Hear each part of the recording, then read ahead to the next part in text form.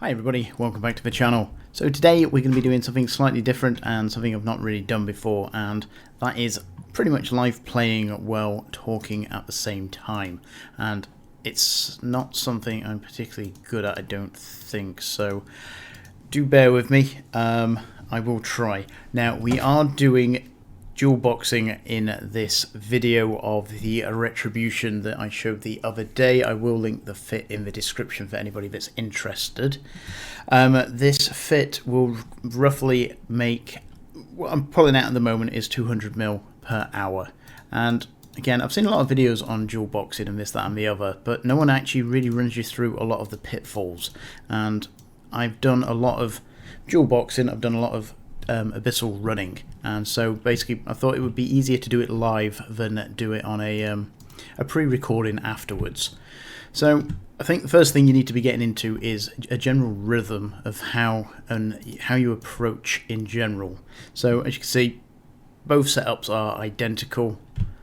Now, first thing we want to be looking at when we get into a site is anything that sucks cap. Anything that sucks cap should be your immediate target, because again, if you run out of cap basically in these fits, you are going to die, and that is the same in most fits. After that, everything else really doesn't matter. So you can see here we are taking a bit of damage. We're going to use the secondary reppers. Now we are in the electricals, so we can oops, there we go, shoot my own guy. We can rep continuously with no problems whatsoever if there's no cap pressure on us, which we are doing at the moment. So just keeping an eye on everything. I've approached the cache, and the good thing about approaching a cache, especially in a low tier, is that if you do get a disconnect, your ships will carry on to the cache, and basically you can log back in and these two ships will be looking after one another. Now if you notice when we first started, and again this is something I will show you again and again over the next couple of abyssal sites that we do, or every site that we get into, or every tier part, is that I instantly orbit the ships. So oh dear, I'm shooting my own guy again. This is going well, and we're miles out. So we've got to approach these, unfortunately. So when I first get into the abyss, I will orbit my main character. Now I class this as the main character because this is the screen on the left. So yeah, I'm not sure. You can do it whichever way round you want, but basically this is always the screen that is doing the main part, and this is always the secondary screen. These go down pretty easily. So when you can target them, and this way you get into a good rhythm, and you want to be getting into good habits initially, because again it's very easy just to forget to orbit, and you'll find that especially when you get up to tri boxing, that if you don't get into good habits initially, you'll find a ship that just wanders off, and before you know it, you're out in the abyssal cloud, and you will be destroyed pretty quickly. And there's pretty much very little that you can do about it. So setting up good habits initially will stand you in good stead in the long run, and this is generally how I do it. So once you're in the abyss, your modules, as you probably are aware, will keep cycling. Now before we click to the next gate, make sure they are both on 0. Once they're both on 0, because otherwise you'll have one ship that gets in to the next stage, and depending where the other ship is, it could be 10 seconds behind. Now you do get a little bit of grace period when you first get into the next area. So as you can see here, nothing's locking us, and you get about 25 seconds before anything will start locking you. So that gives you, assuming you don't hit one of the speed clouds, gives you a little bit of time just to sit and evaluate. So you can see here we've got strike-ins. Kikimoras can be quite problematic. So straight off, orbit, and then this one I need to click to make it active, and then the two ships we are going to dual rep straight away, start locking things up. You can have them striking other or different targets, but it's not as efficient as obviously concentrating on the same one. Now the Kikimoras will start doing a decent amount of damage, but I don't think they're going to be, well, I know they're not going to be enough to break my reps for this, so let's just get going. And the nice thing about having dual ships is if there is a threat, you can concentrate on it pretty quickly and take it down. So you can see here we are taking a little bit of damage, but again with the dual reps, it's really not an issue. And these are Tech 2 small reps, so there's nothing special on these ships particularly. Let's just get on there. Now, as you can see, I'm still using Scorch here, and now I could change. Oh, great. That was pretty apt. There we go. So I could change to conflag for this to do a little bit of extra damage, but it's not really worth it in the extra changing around. I will do it on different ships, and again, if we come across them, I'll explain why at the time, but at the moment it's not necessary. So we can't be out DPS now, our tank will hold, so all I'm doing is getting over to the cache, because time is what we're now trying to beat. So the faster you can do these sites, the better, because again, the rewards are relatively low, but because you're cranking them out so quickly, we're just on the edge. So we've got an optimal range of 22, so we can hit out for a decent way. So that's quite a nice drop. So burn straight over to the gate, and you'll see it's very similar for each round, but you can do these potentially in this ship on its own in a T2, but again, you'd need to change the fit slightly, and sooner or later you are going to die to just a nasty spawn. And with the dual boxing, it doesn't really happen. You've got to. I'm not saying it can't happen, but it's highly unlikely. Whereas, as I say, if you are doing it with the one ship, then if you get a few starvings, you're in a lot of trouble very, very quickly. Where, you see, bad habit, always lock my ship first, because then I have my dual reps. Don't want Stargate. Striking, in fact we don't want striking, we want starving, because as I said, the starving is the main threat here. Now we do have Danvac here, a Vedmak even, so we are going to start orbiting it. Because the Vedmak will be the next target, and because basically the strike-ins for the size ship we're in don't do a lot of damage, so it's not really a threat. We are taking a bit of damage here. I am going to use the Repper just because. So I've now changed to conflag, and that is because these take a little bit longer, but I haven't changed to conflag. I've still kept it on Scorch on the secondary character, and that's because this character is orbiting my main character at 1,000, and again we're pretty off, so I know this character will stay relatively close to the target where this one can drift, so I'm better off just keeping this at Scorch to make sure that I'm always hitting. For the extra bit of damage, it's not really worth it, in my opinion anyway. So back to Scorch, take out the Dramvac, Damavac, call it what you want, blow up the cache, get at it.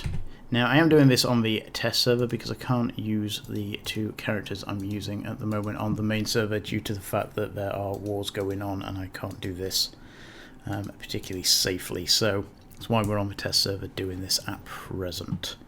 So I don't know whether that's decent or not. So I don't count in the cost factor in here the regular BPCs. If it's a ship BPC or if it's a faction drop, then fine, but I don't count these in the overall cost, so do as much as you wish. We started with 18 of the electricals, and I'm going to just paste that into Eve Appraisal. Let's see what we come out with. We are at 22 million ISK for that, and that one took a bit of time actually. That one took us 9 minutes, so I do round slightly for it. What it is, just filling in the spreadsheet at the moment, which I will show you later, giving me the averages.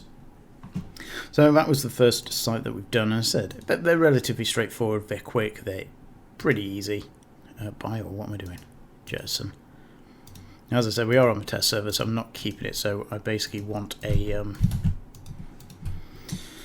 clean hold for every site so you can see what we're getting and what we're not. So there we go. It has come to my attention, but I do say so an awful lot in my videos.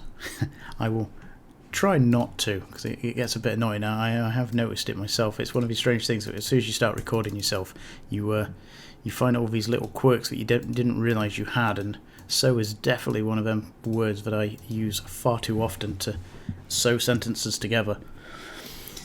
Right, so next site.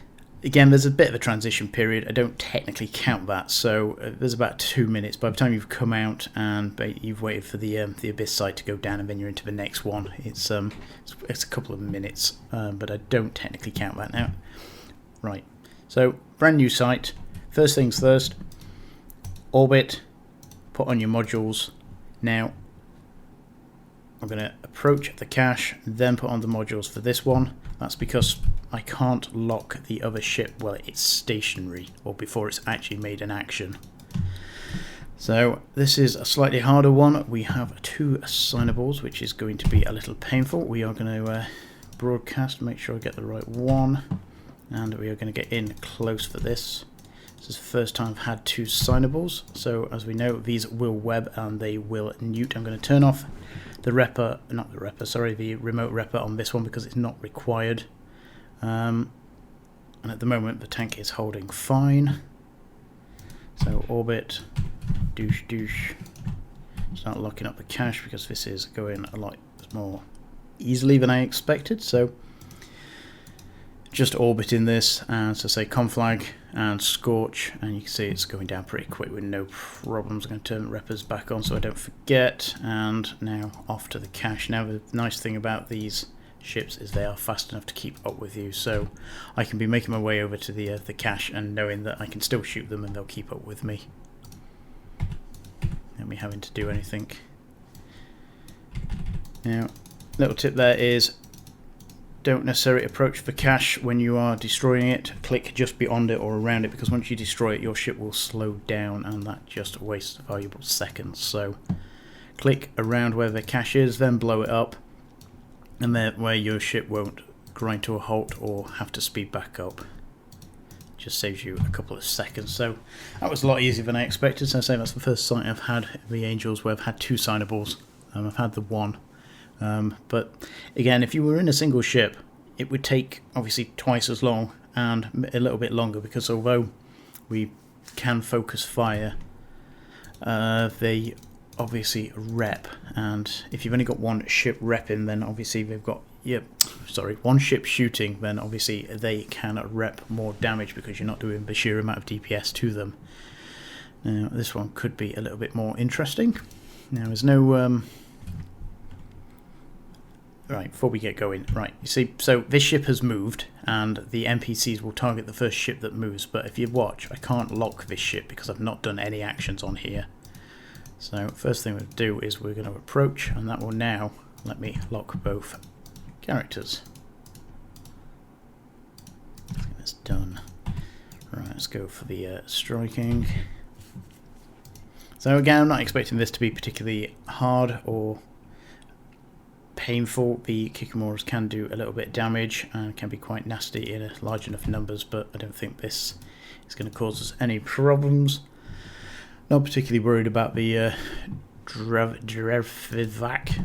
That should be pretty easy, and it's going to have a hard time hitting me at the best. So take out the thing that's most of a threat. If this was a Starving, that would be obviously the first contender, but it isn't, so I'm not particularly worried about the damage it's doing. Reps are holding fine, there's nothing to worry about. So we're going to orbit the Drevivac, we're going to target the Damvac. Get rid of that ASAP. And then for this, I am going to change ammo types on both ships, unless I do it wrong. Because these ships are relatively slow, I can keep up with them fine, we're orbiting fine, and I may as well just get the extra bit of damage on it.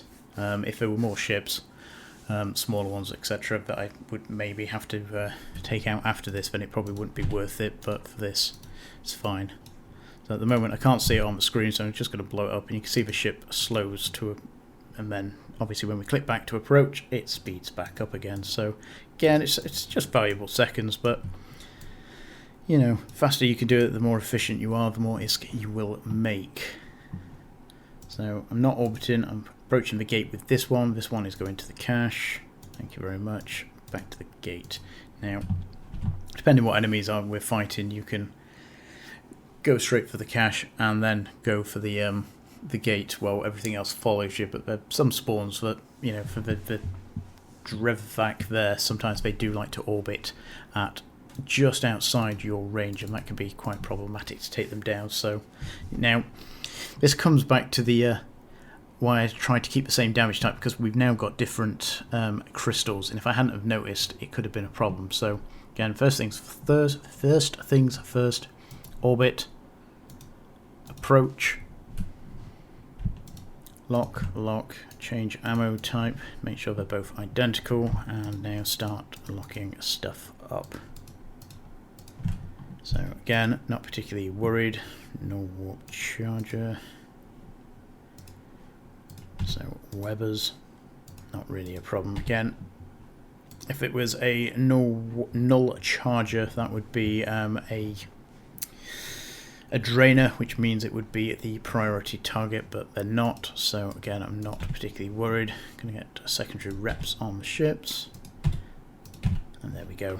Again, nice and easy, straightforward.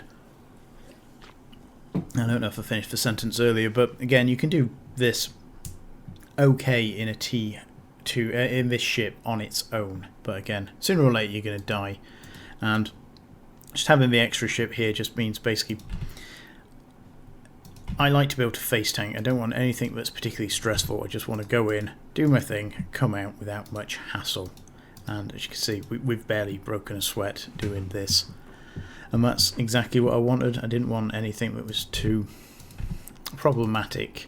And again, it becomes it's as easy when you've got a third character going as well. So you've got your two characters here that are doing their thing, and then you've got the third character generally repping. And again, sooner or later I will show that in more detail, but I'm going to slowly work around the T1s, T2s, T3s, and slowly work my way up. So if it's something you're interested in, then obviously subscribe, like, stick around, say hi, drop into the channel. Actually, channel Strange Space Net in game to just hang out and chat if that's something you are interested in. We've got about 20-30 people regularly in channel there that like to hang out and chat, ask questions, just being sociable. So right, let's have a look, see what we got this time. I forgot to check the time on that, so that got us 19 million ISK. I'm assuming it was around about the 8-minute mark, and it didn't seem or feel particularly long, but it's annoying that I didn't clock that before we got out. And let's go again. A few left, but there we go, it's gone. That's handy. The abyssal instances or dead space bits take a bit of a while to disappear. So again, this is something that a lot of people don't tell you about. Make sure your ship is on or within jump range, and before you start clicking activate, make sure it's in range, because I've done it numerous times where I've opened it and my ship has gone sailing off, and I've ended up clicking, thinking it's clicked, waiting for it to happen. And because obviously, especially if you're using 3 characters, you'll find that one's just sitting in Empire or wherever your starting point is, and it's not jumped in. And this sequence here can take a little bit of time, and depending on what's next or on the other side, it can be problematic. So then you've got to burn back to the gate, which can take you, depending how far you've drifted off before you've noticed, can take you a decent amount of time. And yeah, you can find yourself in a lot of trouble very, very quickly. So it's something to be aware of. Make sure, I know it sounds really stupid and simple, but make sure your characters are on the gates ready to go, and that you've actually clicked it. And sometimes, again, just double check, click again, just to make sure that it is doing what it is that you've asked it to do, because the client has a very nasty habit of, it feels like it's ignoring your commands. Now, whether it's just that I've not clicked it, but we've all done it where we've warped to 0 on a station, and asked it to dock, and it doesn't dock. It just sits there and laughs at you, and before you know it, you're you're clicking again and again and thinking, well, what on earth is going on here? Why isn't it docking? And that is kind of the same here. So I do like to just retry things to make sure that it is doing what it is that I've asked it to do. And again, it's another one of them decent habits that it won't do you any harm. Now, the overmines are long and boring. We're going to stick with Scorch initially because we're quite far off. Now, this is one of them moments you can nip off, make a cup of tea, come back, and it'll be pretty much ready to go. So I am going to... they don't web at lower levels, and I'm stuck on the Stargate. That's always great fun. Thank you very much. Oh, come on. Don't make me manual pilot. What is this? Come on. Oh, there we go. So, just going to orbit. Make sure this ship is orbiting. And I'm going to change the crystal in this one because, again, every little bit of damage helps, and these are painfully slow. And that's that, really. So, there we go again. So, right. At the moment, we are doing okay. Let's just keep going. And this is why I quite like the low-level dual boxing sights. Now, if you recall the video that I did on the Punisher, not Punisher, come on, the Retribution for the T1 electricals, I was averaging about 70 mil per hour, which is pretty good. And times that by two accounts, that's 140 mil an hour. But as I say, this is currently averaging at 191. Now, there's not a huge amount in that, but again, it is extra, and you are using the two characters anyway. So if you've got a secondary character that you can do it on, it's definitely worth running the tier 2s. And the tier 2 electrical filaments are 100,000 each, so you need 3 in order to be able to run an instance, and that is obviously 300k, so it's not a huge amount. And I say the average loot so far that I've been coming out with is 22.3 million ISK. So make sure both are on the gate. Go, go, go. So 23 point, I think it's 23.3. Again, I'll have a look in a minute. So the filaments basically are neither here. Oh, got devoted knights. This will be fun. Now these do go down pretty quickly. The priests will get into a range sooner. Now the demon hunters are one of the one that seems to hurt a lot. So I do like to focus on the hunters first. I've noticed it a few times that they dish out quite a lot of pain. But obviously that's closer, so let's get rid of you. And again, they melt pretty quick. It's Sancha, so they do go down wonderfully fast. In fact, we're going to take them both down first, then we'll do the hunter. Come on. Thank you very much. We're going to orbit the devoted knight, take this out, because again, at the moment it isn't draining me. We are in a tracking assist cloud, which benefits me as much as it does them, I guess. Let's change over to conflag, get it done right. So we are being neutered, so I'm going to turn off the reps on this because at the moment it's not needed. My cap is more important than my tanking, because basically we're not being hit, so what's the point in tanking? And as we say that, we get a massive shot to the face. Thank you very much. But armor wise, we're still repping from this character, and as I say there, bang, thank you very much. Get to the gate. Change back to the right ammo type, and let's go see what's in our box of goodies. Now the thing is with doing the lower levels is you don't get the wild drops, you don't get the skill books very often. The chances of you can get the skill books, you can pretty much get all the items apart from the capital multiplasmids, which only drop in the T6s anyway. But yeah, you don't get the skill books very often. In fact, even in the T3s you don't get them very often. Even doing the frigate sites, it was about 1 in every 30 to 40 I used to get it in, so whether that's changed or not I don't know. Now, this is pretty much the limit. I won't say the limit, that's not right, but the tier 2 is about as high as you want to be going to be making a decent profit doing electricals, and that is because the tier 3 electricals go for about 3.5 million ISK each, and obviously when you've factored in, yes, you're making slightly more ISK for running the site, but once you've taken off the cost of the filaments, which is obviously 9 million ISK, you're not making a great deal more. You're putting yourself in a lot more risk running a T3, because again you can get some really nasty spawns at T3. Again, you get, this is most susceptible, as I said, to the drainage, the capacitor drainage. So that's obviously, and if you get a good number of them in one site, okay, that's not bad. That'll produce me some decent ISK, I hope. So yeah, if you do get some starvins, especially the Vedmax and then the Damvax starvins, is okay. Right, I'm talking too much, not concentrating on what I'm doing. Get closer.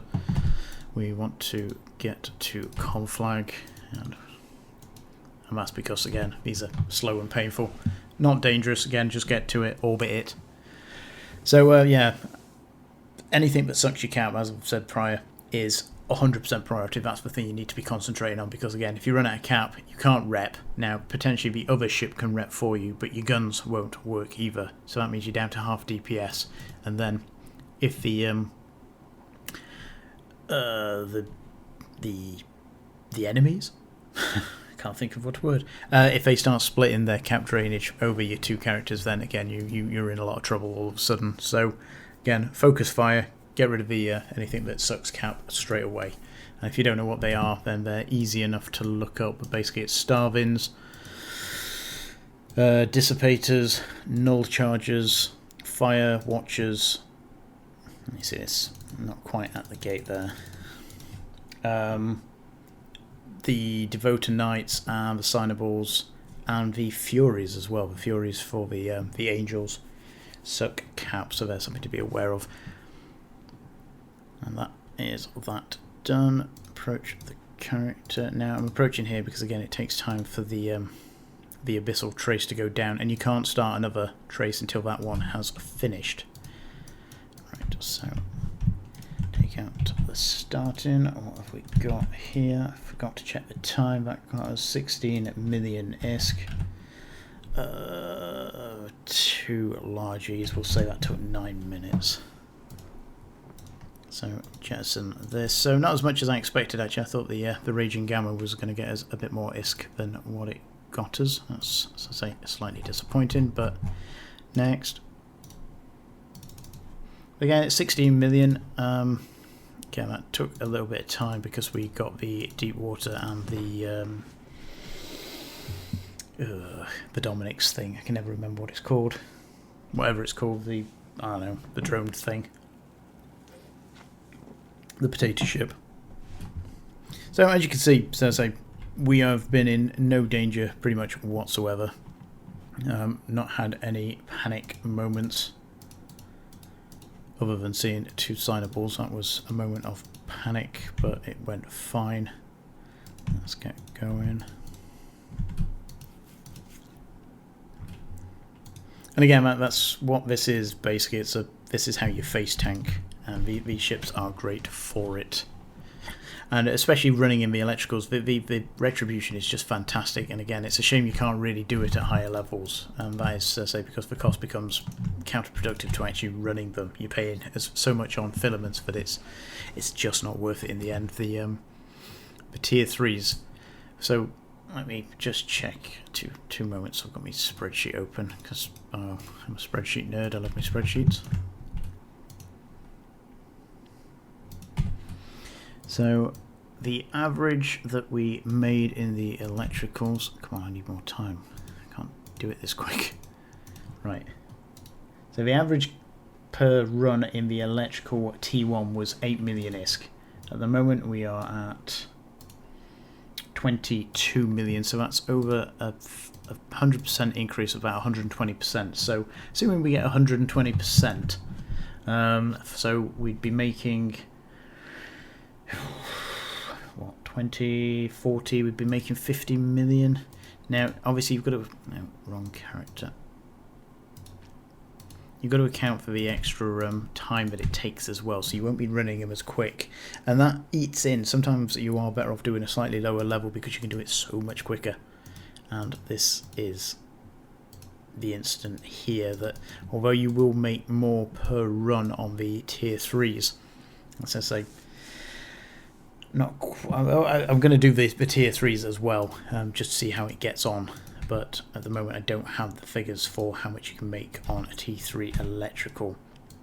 And this is something interesting. As I say, I'm documenting all this as I go, and I have noticed that not all abyssal sites are the same, and there is a big difference in, well, I won't say a big difference, but there is a half decent difference in the payout amounts that you get for each site. And I don't think that is just based on the multiplasmids, because you can see here we've barely had any multiplasmids at all. Now that thing's worth pittance, and again, unless you get in the high value multiplasmids in the electricals and the exotics I've run so far, it's not making that much of a difference. But the actual general payout is different, and to give you a rough idea to that, as I said, the T1 electricals, oops, let's get out of here first before I carry on with that. Change arrow types, get on the gate, waiting, come on, jump, go. And so I was doing some of the exotics in a Hawk. Now the Hawk and the Retribution for exotics and electricals, obviously the Retribution doing the electrical, spark now.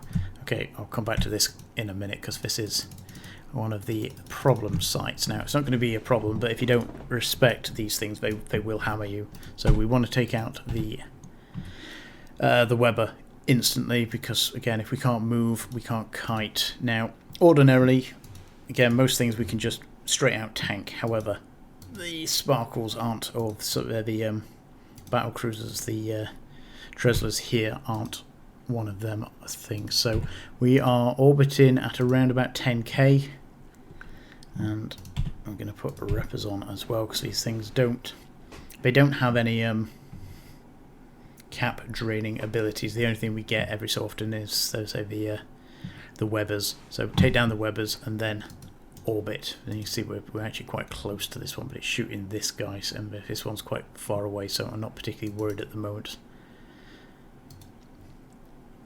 Now these can do an awful amount of damage if you get close, and let's see if we can replicate that. Now these are battle cruiser sized entities. They're pretty quick. They do, as I say, 850 meters a second, so they're not slow on their feet, but they do give you a hit. You'll see my armor disappear quite quickly in chunks, and if you get one of the tracking turrets near you, they will hammer you quite hard and quite quickly. And that was relatively straightforward, but it's one of the that and the odd Karen. So Karen can't really one-shot this fit, but in the Hawk, the Karen can one-shot you. So Karen gets a lot of respect, and they get a lot of respect. I've probably died more to the Treslers than any other enemy. Well, probably barring the Angels, which don't seem to have any tracking problems in darks. So basically, as soon as they get in, they're on you. They're quick. They web. They drain. So the Angels.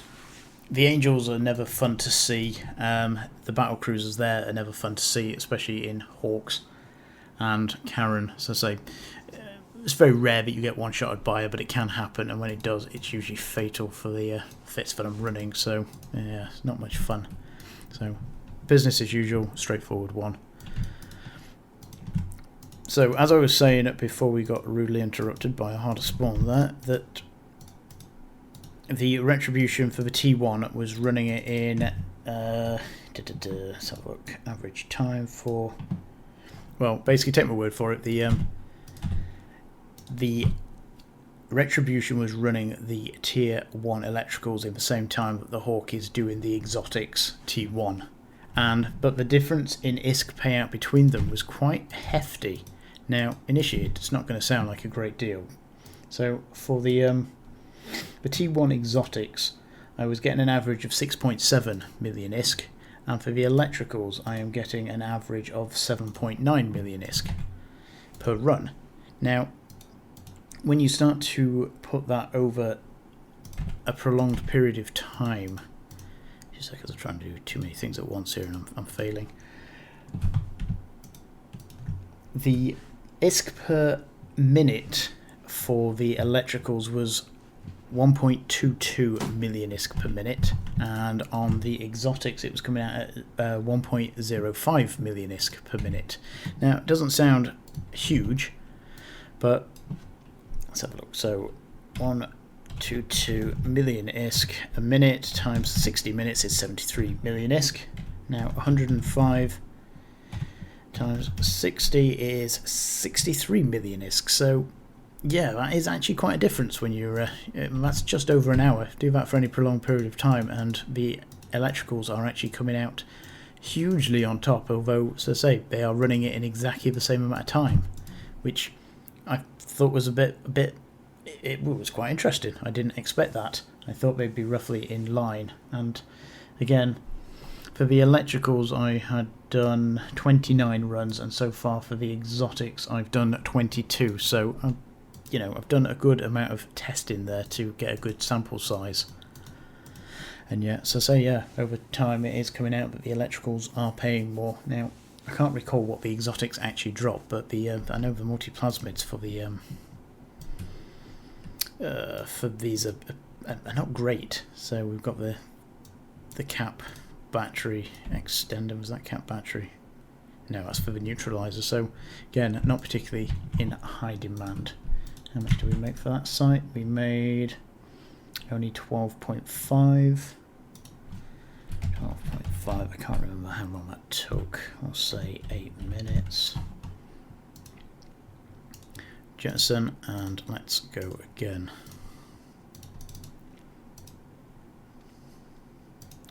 So you can click, wait, make sure both up, make sure they're both in range, click, click, and obviously if you've got a third character, click. So it's just something to be aware of. That says it is incredibly annoying or frustrating, or you get the even worse part where one character will go in and the other one will crash. Oh my word, that's like the worst case scenario in higher levels. And depending, every so often you get a moment where it won't even let you, when you log back in, we've got a Karen, it won't let you rejoin, and that is fatal pretty much, especially in the higher tiers. Now, I've noticed at lower levels Karen doesn't seem to be quite as dangerous. I don't think she's got the tracking that she has at higher levels. Now, what we've got here, we've got a null charger, so that is in fact we've got two null chargers. These are both cap suckers, so these are high priorities. Let's get these down, because again, Karen's miles away, it's not really an issue. We have split damage here, that's not good. Let's focus on one. I am going to change ammo types here, because these do like to come in nice and close. But I'm not going to change it on the other character, it's just not worth the time and the effort. And we are taking quite a bit of damage.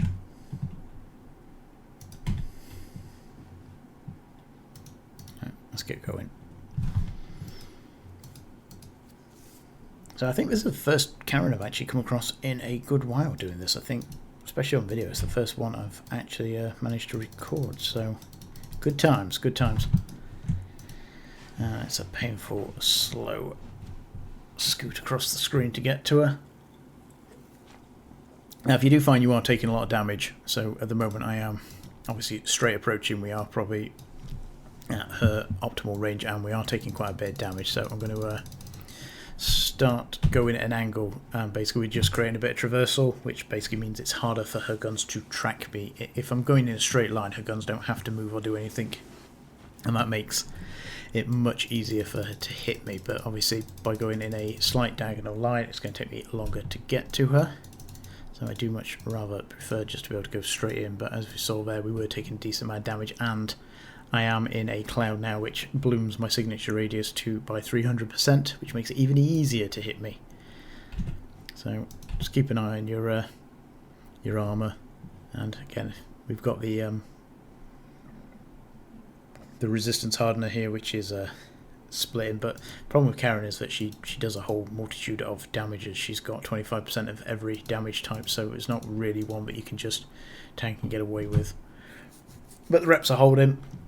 Again, another issue is that she does like to hang out at the side of the map, so just be aware that if you do hit a speed cloud, it can be pretty deadly. Now, I found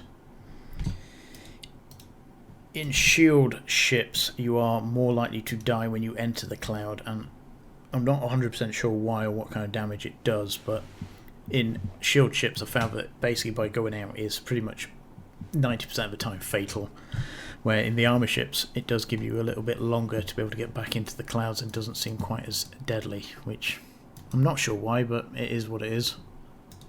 Right, we're going to start moving away, shooting, because I'm aware that we're miles away from the cache, and this is going to be a long, slow, painful journey to get to the cache and then back to the gate.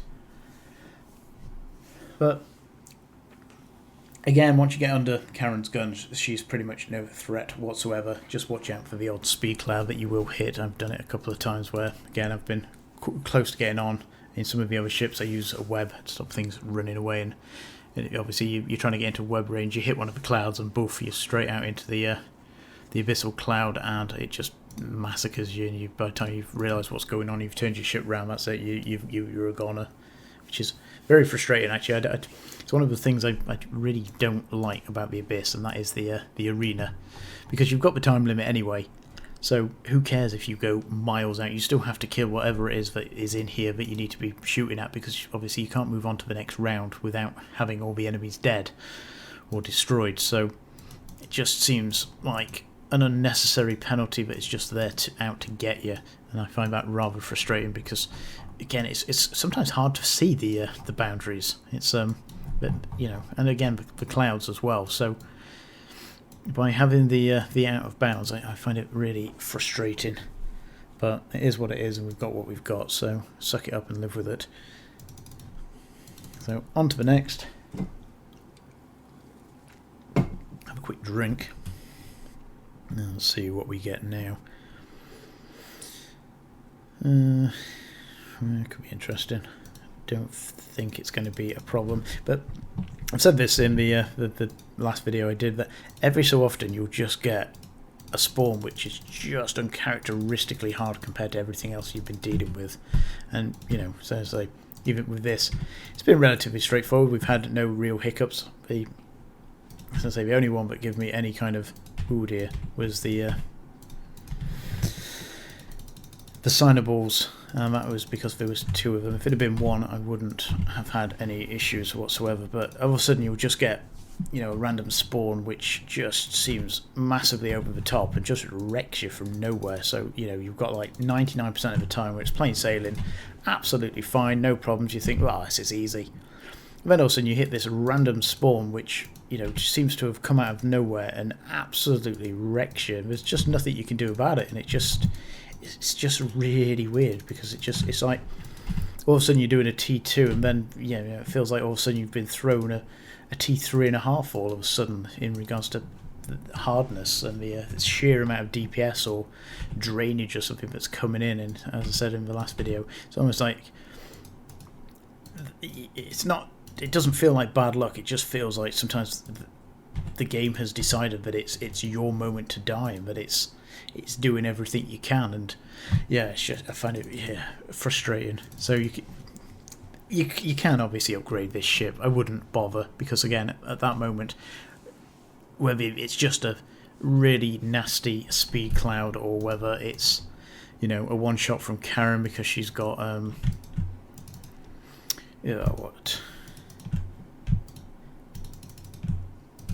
that she's basically just got the tracking turret on her and just makes it so she can't miss you. Again, it just feels that every so often your time is up, and you know, I hang out in the abyssal lurkers let's get this locked up in the Abyssal Locus channel, and you see some of the fits in there, and it's nuts. They're running around in 3 billion ISK fits in cruisers. Now, bearing in mind, obviously, doing it in frigates, you get 3 times the amount of loot. Yes, we're doing it at a lower level, but, you know, to do a T5, you know, apparently, again, I've not tried it yet, I've not really ever run cruisers. Again, we're getting hit a little here. I want to take you out. Now, I'm taking the field weavers out because they repair the Teslas here, and that could be a little annoying because it means I need to do more damage, and it takes a little longer, so if I have the opportunity, I like to take them out. There we go. So yeah, they're running around in 3 billion ISK fits, and the sheer amount of time to earn that back is incredible, where this fits like, what, 50, 60 million top, so you're looking at 120 million ISK. It's going to take you, what, half an hour to earn this back. And then it doesn't matter if you disconnect or anything in regards to that. I've not even got implants in, so for this, I don't think I've got implants anyway. I say that now. I think it's just, right, yeah, crystals. So I was running the Gila in this, trying it out. So neither character has implants for lasers at the moment, so you could speed this up a little bit with having crystal laser implants, efficiency, damage, rate of fire, tracking. Oops, what are we doing? Come on, too busy talking.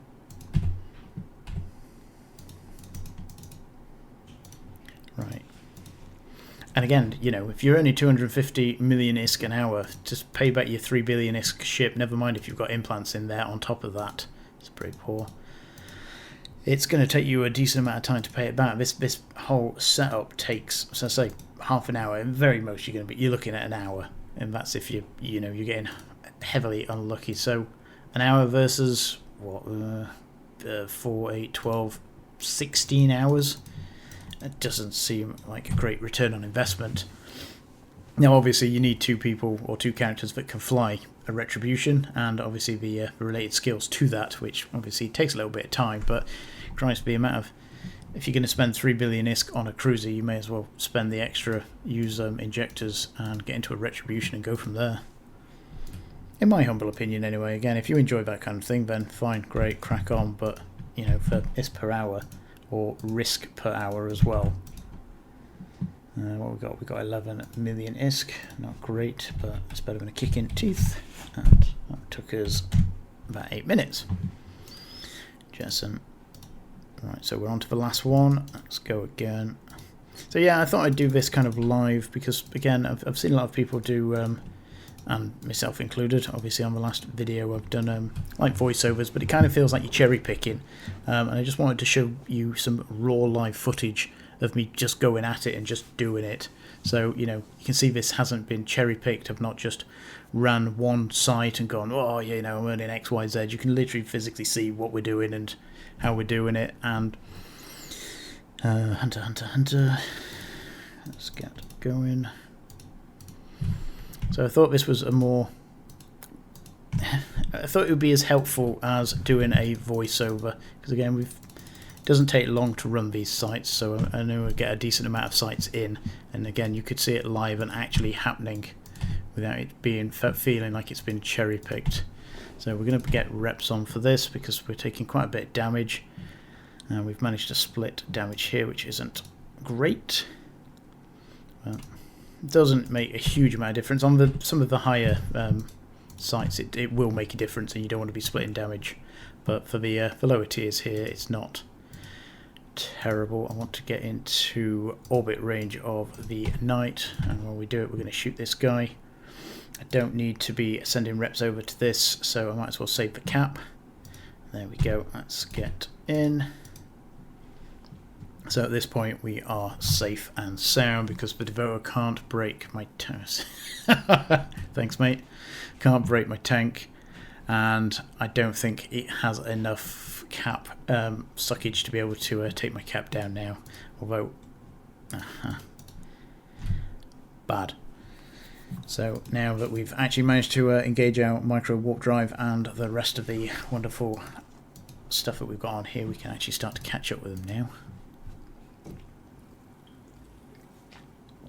yeah, that's why I wanted to do this live, because I say it felt more authentic, and again, just gives you an idea as to what it is that I'm actually going through and what I'm thinking and what I'm looking at while I'm prioritizing targets, where you don't really get that moment of on a pre-recording. You don't get that that insight of why I'm doing it, why why I'm prioritizing, why I'm approaching, why I'm not swapping. And again, you can put that over, but it just, to say, it sometimes feels a bit rigid. So, and again, cherry picked, because it's fine showing you how to do this, that, and the other, but how do you know I haven't died 5 times doing it, and that just managed to seen a good number of level 6 sites where they've managed to do it, and they've done it, and then you use the fit, and the first site that you go into, you get massacred, and it's like, well, maybe I'm just not very good at it, so you try again, but you get massacred again, and you go again and again, and it's like, well, I can't do it. Now, I'm not saying that no one can do it, but it's that moment of, did you just get lucky and cherry pick that one time that you actually made it, and then have gone, oh look, I can do X, Y, and Z. So, by doing it like this, you actually get to see it hands-on, and it's going to be quite a long video, obviously, but, if you want to sit through it and watch it, then great. And that's, the reason for doing it this way. I could have done it the other way, and we are taking a bit of a beating here.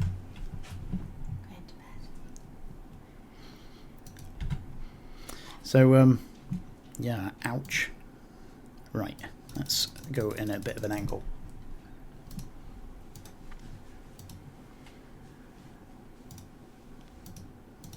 Right, that was a bit painful. It didn't help that I was talking to my wife at the same time, so slightly distracted while trying to talk.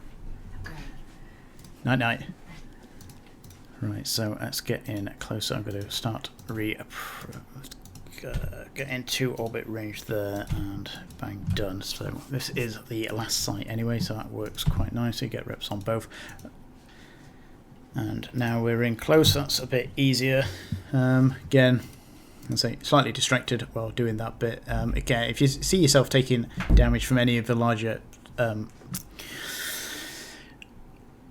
ships, then just go at a slight orbit, and they will have a hell of a time tracking you. And once you get into this distance, they can't hit you. And so, say the overmines, that's it. The overmines, I always forget, don't have webs at this level, so they can't slow you down. And again, you've taken out the supporting stuff, so it's just a matter of taking him down now.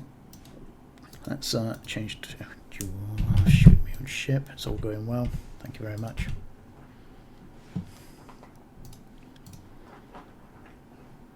So right, remember the time for this one. I have been so bad at logging down the times. It's not even close to being funny. I'm going to start approaching the cache. Change arrow type. Don't even need it. Thank you very much. Let's get in there, get back to the gate. So yeah, so again, I've seen lots of people doing voiceovers from footage they've had, but no one actually really doing it live. And I know it obviously drags the video out, but I thought some people might appreciate just the thought process that you're looking at while you're actually going through it and actually doing it live, and everything else that goes with it. So I hope that was interesting. Let's get back through here. It's, again, such a bad BPC, I'm not even going to include that in the cost. I don't think we made much with this one, but let's have a look. And 5.9 million ISK, so yeah, that one was pretty terrible. And it took us, and my faithful dog is now chewing on his kibble. It's like everybody's out to get me. Thank you very much. Melon, just give me a minute. Right, so we have dropped down a bit. Oh no, oh gosh, we've not actually finished. Oh dear. Well, sorry, you're going to have to put up my poodle munching at the side of me. It's his dinner time, and well, you don't want to stop anybody eating their dinner. So this one should be relatively straightforward. Let's just get it over.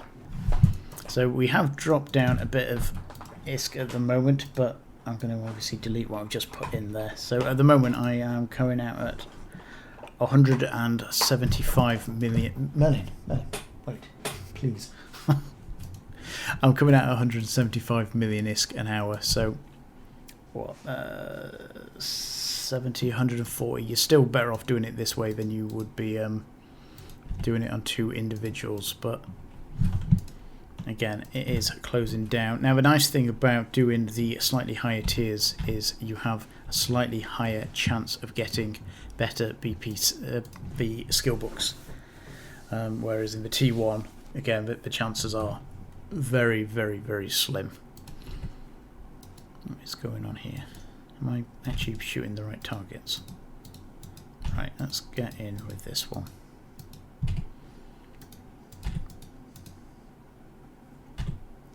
Thank you. Right, orbit. Broadcast if you need to. And thank you. It's because we're in speed cloud, that's why.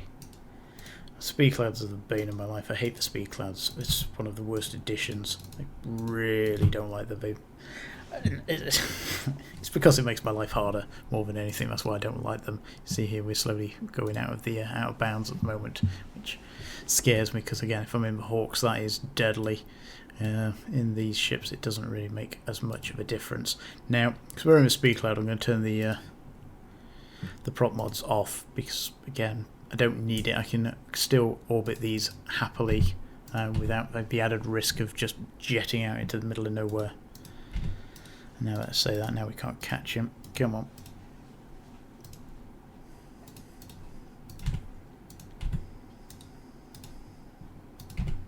There we go. So back in orbit range, we're at the speed cloud, or this character is anyway. This one's now out of it. So all good. Now it's just time, and again I've changed over to conflag for this just to make it that a little bit quicker. Let's go. Now we are miles away from the cache, which is slightly annoying. I could have pulled him potentially back, but again, the Drebvacs are a little bit annoying me. They like to kite, and yeah, it can be a problem. So let's have a look at what we've got. We're going to be on one of the longest ones I've actually done so far. So the average time for these has been 7 minutes and 2 seconds. So not bad. This one is obviously dragged on quite a while, which is annoying considering it's the last one. My dog is now looking at me like I'm some kind of evil owner because I won't let him eat. Right, speed cloud, that's always a bonus. So yeah, I hope this has been enjoyable. I hope it's been a bit of an insight. Again, it's something I've not seen a great deal of, is live coverage. So yeah, I hope that was useful and again hasn't just wasted your time, because again, that's pretty okay. That's right. Let's top that up now. It's better than the 5.9 that I thought we were getting. That comes out at 19.2. Alright, that's much better. 19.2, and it's taken us 10 minutes, taking us to an average now of 171 million ISK per hour. So yeah, again, as I showed you there, easy, pretty much no risk, 170 million ISK an hour. And yeah, you know, that's pretty much 0 levels of income in a carrier, super carrier. I think you can earn 200 million ISK doing anomalies in a super carrier, with obviously huge amounts of risk. This, you're risking 120 million ISK. You can do it in jitter. If someone wants to gank you, what's the worst you're going to lose? You know, you've got the Reaper here. This is probably the most expensive thing at what, 25-30 mil. The rest of the ship is neither here nor there, and again, you're pretty much not worth ganking. So you know, you can do this pretty much with impunity in jitter or surrounding areas, and you can do it again and again and again and again until you get bored, or until you've earned more than enough ISK to make you to happy. So I'm a big fan of the abyssal sites, and again, you don't have to run, you know, the tier 4s, 5s and 6s in order to be able to make a very nice amount of income. Now, I was watching Hateless the other day, and he was saying that you can make potentially up to 150 million ISK an hour now on the Marauders. So again, it's in, you know, it's comparable to that. Apart from these are 120 million ISK ships combined, whereas obviously in the Marauder you're risking 2 billion ISK ships, which, you know, if you're starting out and don't have a huge amount of ISK, or, you know, or don't enjoy missions. I actually enjoy the abyssal sites because they can be a bit challenging. They do make you think a bit. You've got different target types. You've got different types of targets that do different things, and there's always that little bit of extra concentration needed, but not enough that it's stressful. When you start getting to the higher tiers, then you'll watch. I'll show you some later, but they become a lot more stressful and aren't always necessarily fun. So sometimes I feel that just dropping down a tier is more fun in regards to grinding out ISK if that's your thing. So I'm going to round it up there. That has, as I say, gone on for a good while. So what are we at? We're at an hour. Jesus. Right. Thanks for your time. Like, subscribe. Talk to you soon. Thank you.